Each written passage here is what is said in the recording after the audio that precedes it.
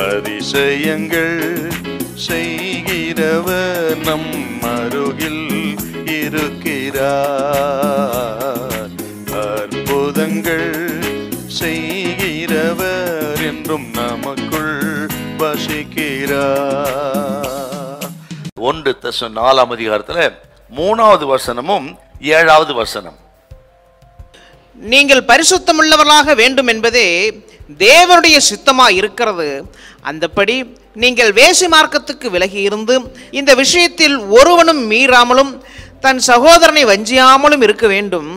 முன்னமே நாங்கள் உங்களுக்கு சொல்லி சாட்சியாக எச்சரித்தபடியே இப்படிப்பட்ட விஷயங்கள் எல்லாவற்றையும் குறித்து கர்த்தர் நீதியை சரிகட்டுகிறவராய் இருக்கிறார். தேவன் நம்மை அசுத்தத்திற்கு அல்ல பரிசுத்தத்திற்கே அழைத்திருக்கிறார்.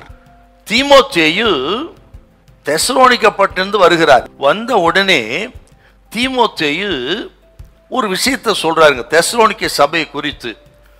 என்ன சொல்றாருன்னா, அந்த சபையிலே இன்னும் விபச்சாரம் இருக்கிறது, இன்னும் வேசித்தனம் இருக்கிறது என்ற ஒரு செய்தியை சொல்ல பரிசுத்த பவுல் ஷாக் ஆயிட்டார்.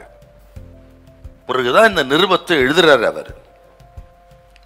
அந்த சபைக்குள்ள அப்படிப்பட்ட அசுத்தம் எப்படி வந்ததுன்னு கேட்டீங்கன்னா, அந்த தெசலோனிக்கே பட்டணத்தில் ரோமர்கள், கிரேக்கர்கள், யூதர்கள் வசித்தார்கள்.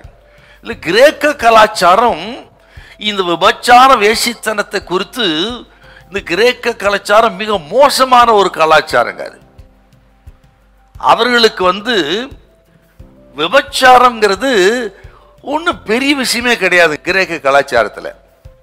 அப்படிப்பட்ட ஒரு அசுத்தத்திலே கிடந்த அந்த தெசலோனிக்கே பட்டணத்திலே தான் அந்த கலாச்சாரம் சபைக்குள்ளே வந்ததுனால தான் இப்போ அதை கேள்விப்பட்ட பரிசுத்த பவுல் சபைக்கு அதை எழுதுறாருங்க. அருமையான கர்த்தருடைய பிள்ளைகளே, இது அப்படியே இந்த நாட்கள் இருக்கிற நம்ம காலத்தையும் யோசித்து பாருங்க. எப்பவும் இல்லாத அளவுக்கு இன்றைக்கு விபச்சாரம், ஓரின சேர்க்கை, கள்ளத்தனமான உறவுகள், இப்படிப்பட்ட காரியங்கள் எப்ப இல்லாத அளவுக்கு பெருகி கொண்டிருக்கிறது. இப்படிப்பட்டவைகள் நம்மை பாதிக்க கூடாது, சபையை பாதிக்க கூடாது என்று பரிசுத்தாவியான தீவிரப்படுகிற ஆகவே இந்த சத்தியம் இன்றைக்கு சபைகளுக்கு தேவையா இருக்கிறது. பரிசுத்தாவின் பலன் இல்லாமல் நாம் பரிசுத்தமா வாழ முடியாது. அவைத்தான் அப்பன் இயேசு சொன்னா, என்னாலே அல்லாமல் உங்களால் ஒன்றும் செய்யக்கூடாது. எவ்வளோ முயற்சி பண்ணி முடியலையா? உங்களோடு தான் கர்த்தர் பேசுகிறா. பரிசுத்த ஆவியை சார்ந்து கொள்ளுங்கள், ஆண்டவரை சார்ந்து கொள்ளுங்கள், ஆண்டவர் உதவியை நாடுங்கள். நீங்கள் எந்த ஒரு பாவத்தையும் ஜெயிக்க முடியும். நீங்கள் பரிசுத்தமாய் நிச்சயமாய் வாழ முடியும். ஹல்லேலூயா, ஹல்லேலூயா.